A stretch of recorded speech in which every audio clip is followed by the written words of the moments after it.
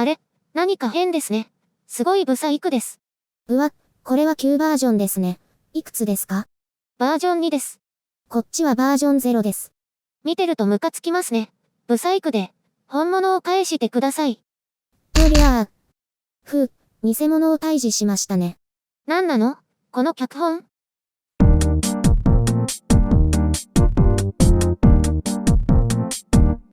中国では感染者数は再び増加していますが、その大半が海外からの帰国者によるものだとしています。台湾も同様で、最近感染者数の増加が見られますが、ほとんどが海外からの帰国者です。中国や台湾は感染が新しい局面に入ったとして、入国時の検疫強化に努めています。中国メディア法欧網は、海外輸入感染特設ページを設けて国内での感染事例と完全に分け、事象をはっきりさせようとしています。日本や韓国は中国や台湾ほどではないものの、海外からの帰国感染者の比率は大きくなってきています。韓国はここのところ療養病院、緩和ケア病棟での集団感染が多発して感染者を増やしています。そのせいもあって久しぶりに感染者が100人を超えています。療養病院での集団感染は新興宗教団体による集団感染が発生したテグとキョンプクで、数十人単位の規模で次々と発生しています。療養病院には基礎疾患を持っている高齢の患者が多く、被害のさらなる拡大が予想されています。韓国政府と自治体は、療養病院の管理が不十分だったとして法的責任を問い、損害賠償請求も検討するつもりであると韓国メディア YTN は報じています。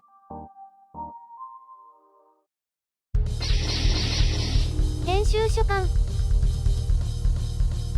欧米諸国を中心に悲惨な拡大が広がり、東南アジアでも少しずつ拡大していく中で、極東アジアだけが沈静化の兆しを見せています。日本や韓国はまだ拡大の懸念を抱えていますが、突発的な集団感染を除いては爆発的な感染が起きることなく、ある程度で抑えられていると言って良いでしょう。中でも北朝鮮は感染ゼロ。これに関しては笑うしかないですけど、どこにも証拠がないので、まあ好きに言わせておきましょう。そんなに素晴らしいなら防疫体制を世界に知らせるなり、中国のように医療スタッフを派遣するなりした方がいいんじゃないでしょうかね。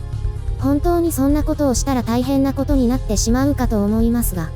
北朝鮮はさておいて、日本、中国、韓国に関しては海外からの帰国者の感染がある程度の割合を占めています。自国民の帰国を規制することはできませんので、ここでの厳格な防疫体制が新たな感染源とならないよう、総力で対応しています。未だに日本の不可思議な体制で感染拡大が防止されていることに海外メディアは不信感を持っていますが、一人一人の行動規範が諸外国とは明らかに異なることが一つの要因とも言えるでしょう。一方で分かりやすい韓国の防疫体制は称賛を得ています。日本とは違い、個人の行動ではなく防疫体制で効果を上げていると理解しやすいからでしょう。おそらくですが、日本の方式を諸外国で採用してもうまくいかないのではないかと推測します。政府の対策以外の一人一人の感染防止に対する姿勢という見えない部分が大きく寄与しているからだと思います。韓国メディアや米国メディアは特に日本の体制に対して大きな不信感を持っています。あまりにも不十分と思われる、自治体や個人の主体性に任せるやり方で感染を抑えられるとは思えないからでしょう。または韓国のようにすべきだなどと、これは日本のマスメディアなどが指摘しています。当然一つの方法論ではあるので否定はしませんが、今のところはこのままでも良いように思えます。答えは誰にもわかりませんので、良い部分は採用するなどの判断は専門家の方々に任せるとしましょう。ネットでは韓国のやり方を否定的に捉えている意見を多く見ますが、あれはあれで韓国という国に合った方法なのではないかと思います。特に PCR 検査の件数で日韓は比較されますが、結果である死亡者数から見れば、どちらもそれなりにうまくいっていると言えるのではないでしょうか。韓国は100人を超していますが、大半はテグ・キョンプクの集団感染の影響が大きいからであり、それ以外はそれほど多くないのです。深く考えずに日本を称賛して韓国を否定するのは容易ですが、今目に見えている現実から実際に何が起こっているのかを冷静に判断する必要があると考えています。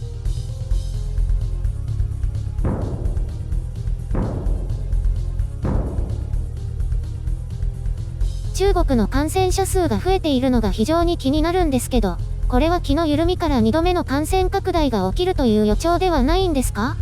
その可能性は否定できませんね。今のところ中国政府は大半が帰国者が感染しているケースだとして、国内の感染は抑えられていると強調しています。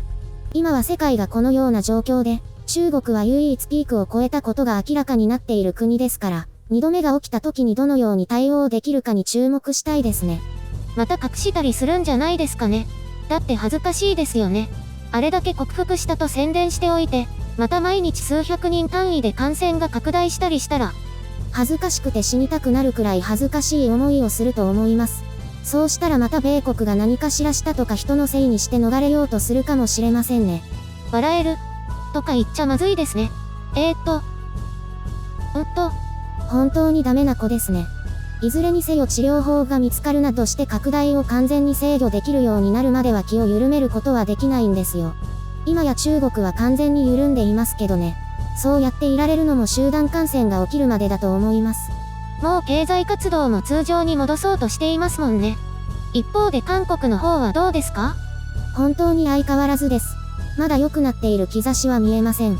韓国政府も長期戦になると覚悟を決めているところです。感染者数や死亡者数が相変わらずということですか？特に弱まることもなく強まることもなくです。散発的な集団感染を除いては。本当に数日前と同じですね。変化がないというのも面白くないものですね。微妙な発言ですよ。それ、どうせ改善しても面白くないって言うんでしょ？さておき、死亡率は 1% を超えて上昇中。今は 1.1% も超えているので、死亡率低い勝算は終了となるようです。まあこれだけ制御できていれば死亡率を気にする必要はないでしょうね。日本はどうですか？厳しい制限が少しだけ緩まったというところですけど、少しも気を抜けませんよね。経済の停滞に歯止めをかけようと微妙な表現に変わりましたね。各自の自己判断に任せると。こんな方法、うまくいきますかね？もうこれは各自の判断で制御するしかないですね。大阪と兵庫はまだその段階ではないとしているようですが。一方で北海道は少し落ち着いたようですね。一段階警戒を下げましたね。まだまだ予断を許しません。やっぱりコロナウイルスの話題は暗いですね。もうちょっと楽しくなるニュースがいいですね。基本、楽しくなるニュースって取り扱わないから。つまんないチャンネルですね。それが難点なんですよ。本当に。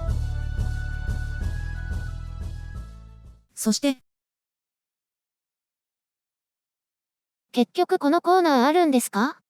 プログラムを変更したので、このコーナーを設置できるようになったんです。いります？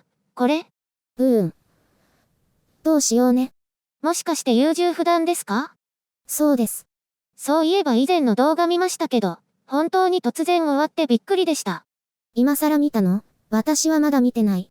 チェックしてないんですか？してるけどチェックと YouTube 上で見るのとでは違うんですよ。あ、もうかなり暗くなりました。適当なところで強制的に暗くなるシステムということにしました。こういうのをご都合主義とか尻滅裂って言うんじゃないですか？あんまり長いセリフを言うと私が喋る量が減るんだ。